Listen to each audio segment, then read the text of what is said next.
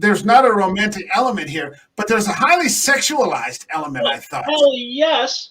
These movies, not only were they going for straight up horror, they were also tit and ass all over the place. And I'll tell you what, Christopher Lee is not only a vampire, he is a pimp. Yeah, he is a ladies' man, mother. Yeah. He snaps like that. He goes from genteel, proper count to I'm gonna beat this bitch. Yeah. In the first scene with the first wife, with Harker, he's just roughing her up, and that must have been so shocking in 1957, 58 to see that.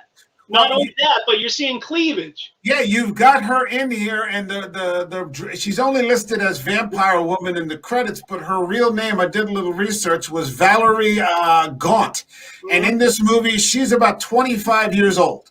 Yep. Okay, so you can't really tell from this picture, but she's got a nice little figure there, and she was just bursting out of that top. Mm-hmm. In 1950, well, I mean, even by today's standards, she's still bursting out of that top. So you've got this 25-year-old, highly sexualized, woman. And the guy they have playing Harker, it was an interesting contrast that all the men who were sort of the hero characters were sort of these buttoned up, kind of stiff British, kind of fellows, with their hair parted on the side, and they're sort of paired off against these, super sexualized, the super sexualized woman in here. Right. And they just don't have much of a chance. No, not at all. It's very prim and proper British, even though they're supposed to be Transylvanians. It is so British in the way that they all perform. Yeah.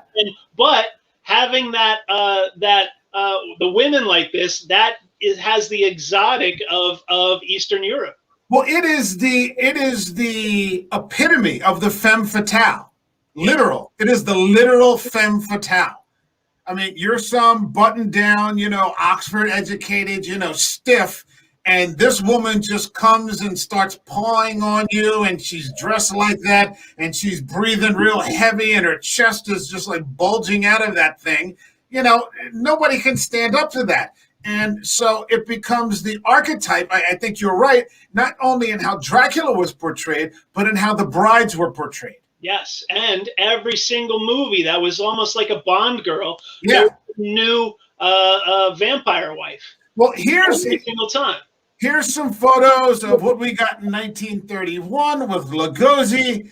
For 1931, again, I have no disrespect to Lugosi or Todd Browning or any of these performances, but, there you go.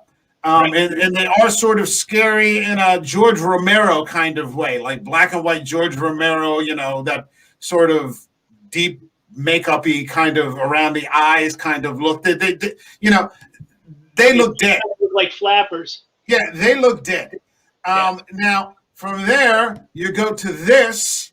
So, that's a horse of a different color right there. The intense color.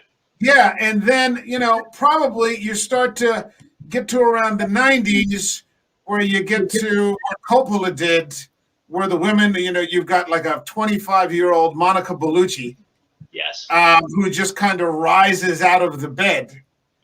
Yeah. And nobody's standing up to that. Yeah. Forget it. Or you could go all the way, and I like this version of Dracula when Wes Craven did those Wes Craven Presents kind of movies where he was the executive producer for Dracula 2000. Okay. With Gerard Butler as Dracula. Yeah. You've got Jerry Ryan as from who was 6 of 9. Yeah. She is one of the brides, along with the woman on the left who's just stunning. I can't remember her name. But it all starts with Valerie Gaunt. Yeah,